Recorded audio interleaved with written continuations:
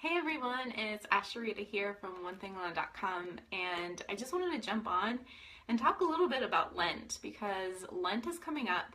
For some of you, you absolutely know that. It's on your radar, and Tuesday is especially circled on your calendar as the day that you can go out and just eat whatever.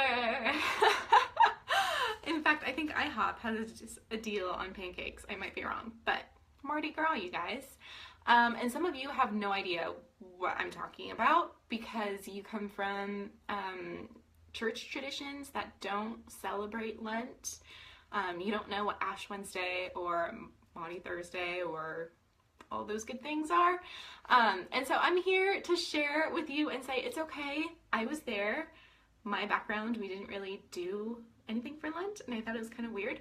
But over the past few years, I have discovered that there is beauty in this season of preparation for Easter called Lent.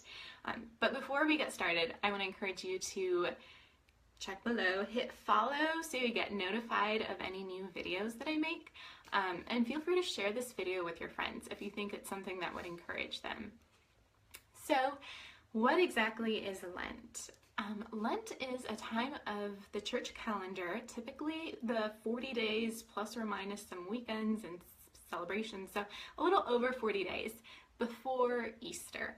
It's a time of preparing our hearts to celebrate the death, the burial, and the resurrection of Jesus Christ. It's a time of denying some pleasures to ourselves so that we can identify with the sufferings of Jesus Christ. There is so much that goes into this, and it can be done really well, and it can be done really poorly, pretty much like any other spiritual discipline in the Christian life. But I want to share with you 3 ways that I believe Lent can change your life, and really any period of focused fasting. The first way is that it can reveal to us, to each of us, what controls our hearts. Whenever we fast from something, we abstain from it, it'll show us what really goes on inside. You know, Richard Foster said, if you fast from food and you're angry, it's not because you're hungry, it's because anger controls you. And hunger simply reveals that you have an anger issue inside. And in my experience with fasting, this is true. Fasting just has a way of stripping away those comforts that we typically turn to and just showing us what's really going on inside. And there's value in finding out what's really going on.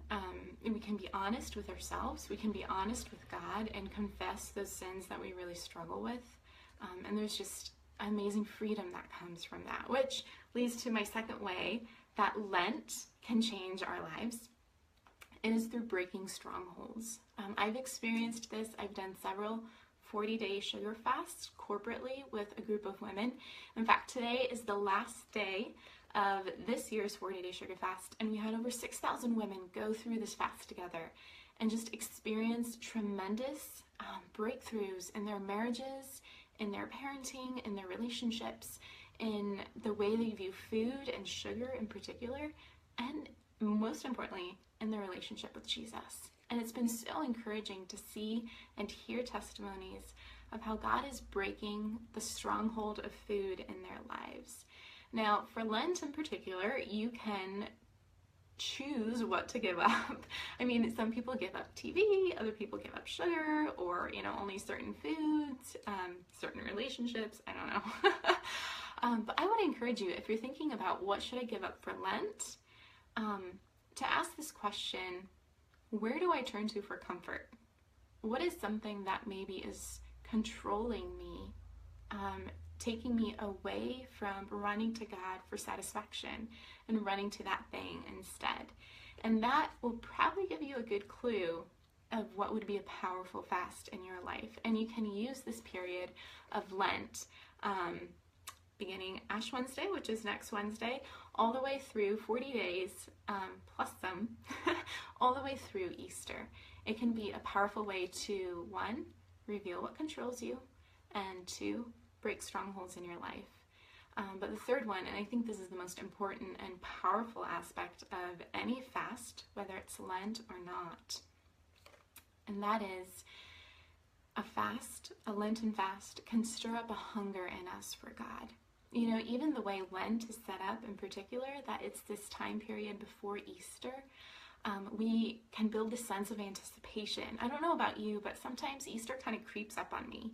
It's not the same time every year. And so it's kind of like, wait, it's Easter next week? What? It's Palm Sunday? Like, what's going on? And so Lent gives us an opportunity to really anticipate and look forward to Easter and prepare our hearts for that. And in doing that, a prayer that really helps is just simply saying, Lord, stir up a hunger in me for you. Help me to want you more. Help me desire to go deeper with you. Take me deeper, whatever it takes, just take me deeper with you. And when you combine that prayer with a purposeful fast, abstaining from something that might be controlling you, that might be leading you away from relationship with Jesus, it's a powerful way to stir up a hunger for him. In my own life, I have practiced Lent for pretty much most of my adulthood, and I will be the first to admit I did it wrong more times than I did it right, probably. And this is what I mean by that. Everyone else was doing Lent, so I guess I'll give something up. Anyone else done that? I've done that. Just go with the flow. Or give something up arbitrarily, like, hey, I have a few pounds to lose, so I might as well, not eat sugar. A fast, a Lenten fast, is not just a diet. That's probably a pretty bad diet too. The purpose of a Lenten fast, or any fast, is, again, to reveal what controls our hearts, to break strongholds, and to stir up a hunger in us for God. And I encourage you to do that. I encourage you to take these next few days. Ash Wednesday, Lent starts next Wednesday, Ash Wednesday. So take these next few days to think through, Lord, what is standing in between me and you in our relationship? Is there something, I don't know, it could be, I have a list here. It could be food. It could be money, online shopping. I discovered a website yesterday that could easily become addictive in how easy it is to buy stuff. So online shopping, posting on Facebook or on social media, on Instagram, being on Pinterest, checking that first thing in the morning, last thing at night. Maybe social media is something that is standing in between you and a deeper relationship with God. Romance novels, TV shows, I mean, there's so many things. And these are not necessarily bad things, but anytime good gifts take our attention away from the giver of those good gifts, that is something that has become an idol and that we need to turn away from. So that's it for today. I just wanted to share with you 3 simple ways that Lent can change your life. It has in my own life. I'm looking forward to this next 40-some days of preparing our hearts for Easter, of really surrendering all areas of our lives and saying, Lord, what is it in my life that is standing in between me and a deeper relationship with you? Reveal what controls my heart. Break those strongholds and give me a deeper hunger for you. So I pray that that would be your reality this year, that Easter would not sneak up on you, that it won't be a unpleasant surprise like, oh, wait, I still have all these Easter baskets and little bunny ears and eggs to hide. Easter's so much richer than that. And so I hope that this period of Lent will help you discover the richness of Easter this year. All right, that's all I have for today. Thank you so much for watching. Again, if you're joining us just now, feel free to click on the button below to follow so you get notified of future videos. Share this video with your friends if it encouraged you, if it gave you something to think about. Maybe it'll help them too. So feel free to share that with them. And you can find me and more information at onethingalone.com. So I hope you have a blessed day. May you find joy and satisfaction in the presence of Jesus today. God bless you. Bye.